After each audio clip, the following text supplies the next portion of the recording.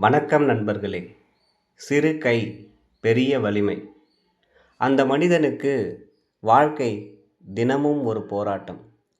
பணம் இல்லை, உடல் சோர்வு, மனசு இன்னும் சோர்ந்தது. ஒரு நாள் அவன் சோர்ந்து படுத்திருந்தான். அவனுடைய மார்பில் சின்ன கை ஒன்று மெதுவாக விழுந்தது.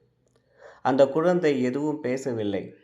ஆனால் அந்த கை சொன்னது, "நீ விழுந்தா நான் விழுவேன்." அந்த நொடியில் அவன் புரிந்து கொண்டான். தான் வாழ்கிறது தனக்காக இல்லை, தன்னை நம்பி தூங்கும் இந்த சிறு உயிர்க்காக.